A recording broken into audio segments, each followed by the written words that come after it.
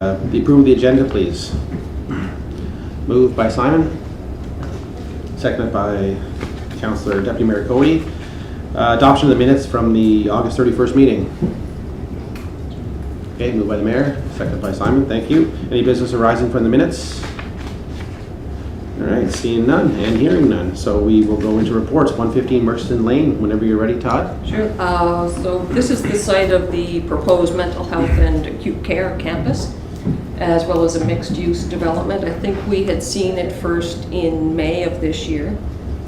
It is a designated property. We have the designation includes the entire parcel minus the hospital, the existing hospital business or buildings. This is the proposal that they're planning to put there, which is overlaid on top. You can barely see the existing buildings. It was the site of the government stock farm and Falconwood Estate and then Falconwood Hospital. So it's primarily this end. There's no historic buildings left on the site. They were fairly substantial when they were there. And it did have sort of a wharf historic component as well when there was more water traffic up the Hillsborough River. So this is currently outlined in red is what we have as the designated parcel. It's got two different zones on it, the blue being industrial and the other business park. I think they're rezoning that to allow for the hospital. What they are proposing, or what they had been proposing to keep as the designated parcel, was this small piece just in front of the existing buildings, which is shown in yellow here, essentially inside the big red area. So it was a really small area. This is the proposed development. This is what we had requested that they keep as designated, which would be the whole waterfront area. All that's really left are some mature trees, and we were trying to sort of maintain that park-like atmosphere. They are required to keep a buffer zone along the waterfront anyway, so they don't necessarily see any immediate development there. So they have come back with a survey plan, which I think matches up to what we asked. It's sort of broken up in three parts here. But what they do also identify, so all the yellow is what they would plan to keep as designated property. Part of it is under lease to Ducks Unlimited until 2025, as well as part of the neighboring property. So this is the existing building down here. This goes to the end of the designated site. So they're not moving into the next property with the designation. Most of the new development will happen right up from here.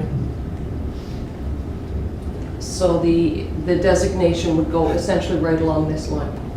Todd, so if I'm looking at this image right here, and you overlap it with the preceding or following, where does this fall? Just go to your next image. Yeah, so where's the new hospital? All in that area? In this area. Right, and then the designated heritage designated area is Essentially what we've asked for in red line. here. I would note it doesn't, for some reason, I don't know why, and I don't think it really matters, it doesn't go quite all the way to Riverside Drive.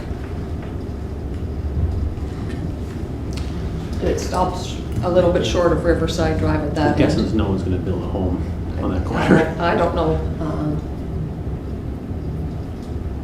So we had suggested that to them. They've now come back with the survey plan. So the question is, do we support their request to amend the designation of that parcel?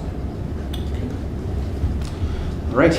Any comments, questions, motions, anything?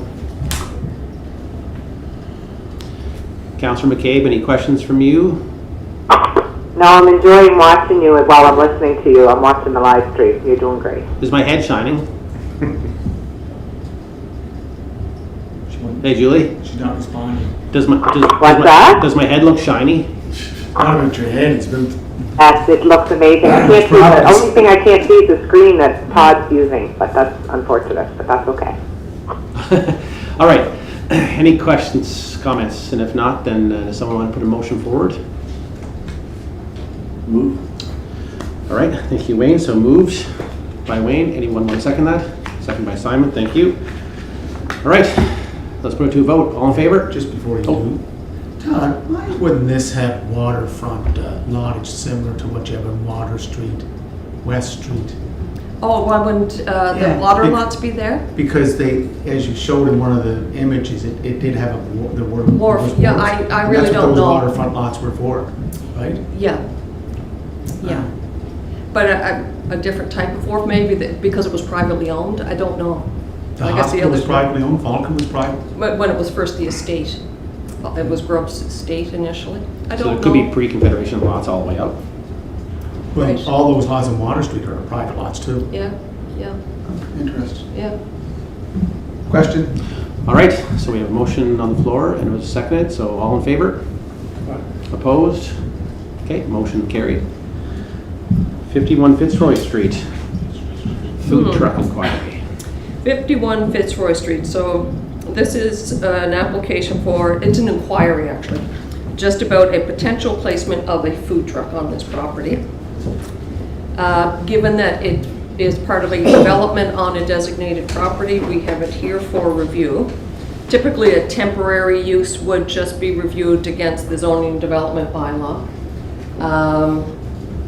However, this is part of the downtown mixed-use neighborhood zone, so it does allow food establishments. I believe it's proposed to go right about here. Right in front of the house. When we see it on the map.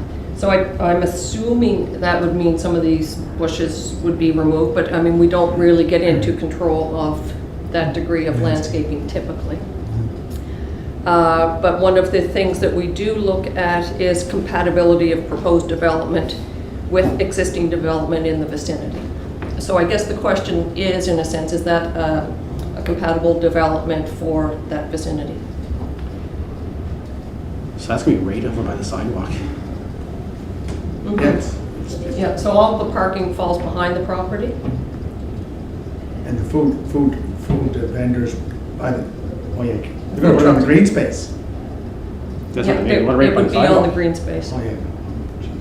So are we just discussing this, or do we need to put it to a vote today, or what's And kind right of now, it's the- just an inquiry, so I would like to give them feedback on how Heritage Board would view that if they were to propose that. So if we allowed this today, Todd, I mean, we are certainly opening up a bigger can of worms for future for anybody to just kind of set up these operations right on sidewalks, and that becomes basically your focal point from an aesthetic standpoint when you're going down the street.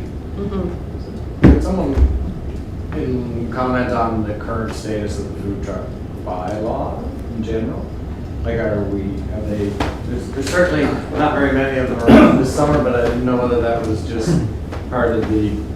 I'll defer that to Greg or I'll Alice. stop there and see. Yeah, Well, the food trucks, as a general provision, they are allowed to be located on a private property that allows for an eating and drinking establishment. Now, in this case, this is the first time we've ever had an application like this.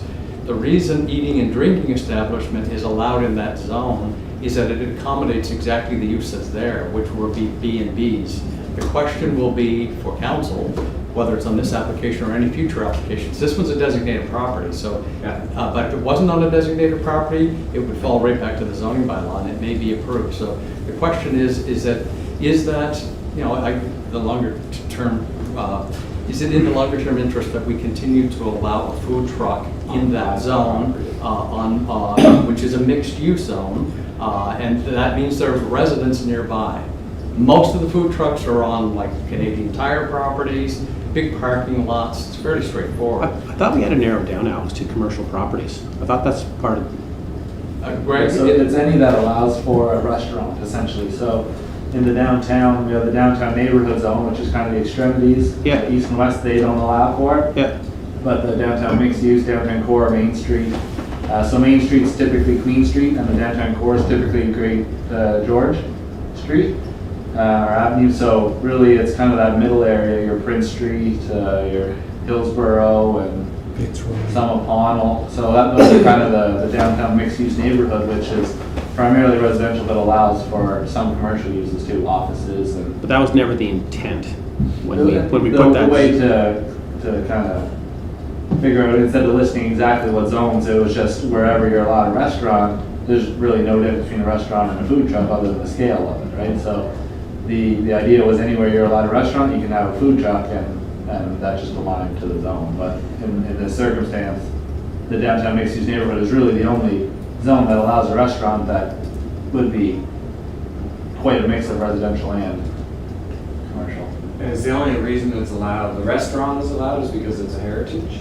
Well, The zone in general allows more. It tends to be, the downtown is interesting, they have lovely older properties, even whether it's a B and B or short-term rental, I mean, they can be accommodated with a nice restaurant in them, the rest of the property can still be residential. Yeah. What you're trying to do in the downtown on these big, these are expensive properties to maintain, they typically need some revenue generation just to kind of maintain themselves, so we're trying to find that balance, but this is here today because this one's a designated property, but then, again, I'll possibly seek direction from council.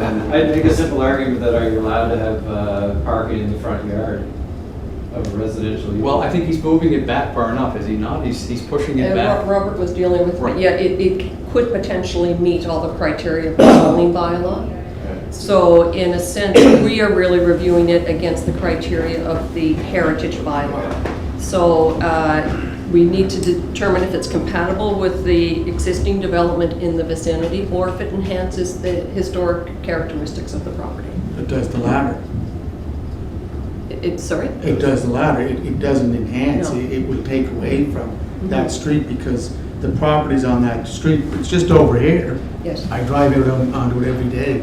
There's a lot of money that went into that property along with the other properties on that street to have a food truck canteen right by the sidewalk.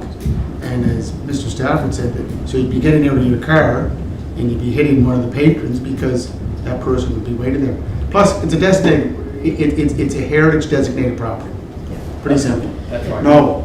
So there's two things going on. It's here today because it's designated. If council wishes to bring this up at a future planning committee meeting, provide some direction, we can look at it. But I think Todd has explained the situation. And It seems like an incompatible mix between a heritage, designated structure and a food truck. Temporary structure at that, like Yes. it doesn't look like it's meant to be there in any way, shape, or Sure, the wheels would stay on it too. Beyond all of that, though, and I agree, it struck me first is that it's not a good location for a food truck. Why there? Yeah. So is the consensus amongst this committee that to send Todd back with direction to say this is not something that we're interested in entertaining? And then Alex, we can maybe discuss at a planning committee. planning committee Right. to look at amending bylaw. Right. Okay. All right. Do you need a resolution? Nope, just just an direction to inquiry. talk, yeah. Yeah. 24 Water Street. So 24 Water Street, I think we've had most recently perhaps at a July meeting. And this was the concept I think that we looked at that time. Just a few alterations. They had come in and said they wanted to install window wells on this corner. Initially, they were going to be a little bit bigger, and they've since dealt with the Public Works Department. And they're now smaller. I forget just the dimensions of them there. Anyway, there's 2 windows to be installed on the front in the window well. Another lower level window on the east side that would be along the side or the back of the new development on the corner. And they will be rearranging also the windows on the rear elevation. So this is an image that they're showing shrubbery in front of the proposed window well, and this is their image of what it looks like without the shrubbery. And this is showing the site plan with the window well coming out onto the sidewalk. And it does come out 2 feet by 11.5 feet. I'm assuming these egress size windows, they're good size windows. They don't actually need the windows. The building is sprinklered and it's it's 2 windows in bedrooms, but they would prefer to have them just to make it more livable. All right. So what's your thoughts, Todd? I mean, do you, I don't think it's a substantial change, really. okay. And when they were first talking about it, I was kind of concerned about the streetscape and what effect it would have there, but I don't think it's too awful. Not when we put the heritage shrubbery in front. So why not on, like, it's a pretty symmetrical facade, why not do the same thing on the other side? Sure, it Plan is. differently? It is a furnace space or a Okay. utility room on the other side. Okay. All right. Any other comments or questions? Was there also a component of this that was about the rear stairs and the decks? Sorry, yes. Oh, I don't have it. Yes, there is. They're turning I'd have to check here. They're turning the direction of the stairs coming down from the fire escape decks. Should be on the floor plan here. Where they will come out toward the new building as opposed to straight out the backyard. So they're just turning, I think they need a variance for that. So they're running alongside of the building instead of Yes. just going right to the back? Yeah. And heading towards the Go to street? the next slide, I think That one maybe. Oh, Oh, here, yeah, that would show it. Yeah. So they've turned the direction of the stairs. It's in coming between down. the 2 buildings, that's pretty Yeah. hidden. Which is clean. Yes, and they did also have to do some changes on the back wall. They've removed the windows from here and reconfigured the back a little bit. It should be in your package just because they're looking out on the back of that wall. It didn't make sense. Nice. Yeah, Mr. Chair, I missed this, I must have been one of the readings I missed. So there's a separation between the new building and the existing building. Yeah. Correct. I noticed they set up a sprinkler system. We couldn't attach it because of the heritage designation, or was that their, They're 2 separate parcels, 2 separate buildings. So, are you doing the design? No, but you're familiar with it. yeah. They subdivided the parcel initially, and that went through this Yeah. committee. And I think from a historic or heritage preservation perspective, you would rather that it left the designated property standalone as opposed to a big monstrous addition on it. I think the biggest discussion on this, Your Worship, back in at the time was when we were designing the design of the building. You know, one of the big things was stepping it back at the top to make sure that the heritage building wasn't dwarfed and added character. So that's, I think we focused a lot on massing and scaling of that building from the front to make sure that building still had prevalence. So this application goes back, what, a year, 2 years? 2017, I think, Oh, is when okay, we did that's, the subdivision. that's why I didn't know. Yeah. I know when I first arrived, there was issues of cleaning up the soil, but that's been taken care of because they've already started the construction. Yep. Okay. Thank you, sir. You're welcome. All right, any other comments or questions? So do we want to put a resolution forward to accept the changes? Yep. Okay, moved.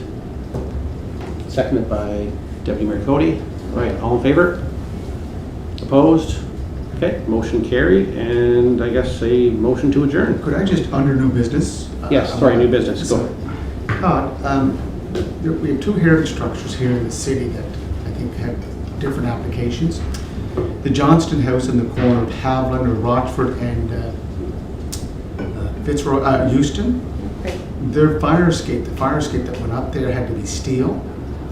And the Giz building on the corner of Sydney and Pownell, they went with a cedar fire escape. And I know some of the neighbors in the area were, and also Mr. Johnson was wondering, why is it there was a difference between the 2 applications? Jump in anytime. The 140 Rochford Street, which was Johnson's property, I think there was a sense that was, the fire escape was quite visible from Euston Street in particular.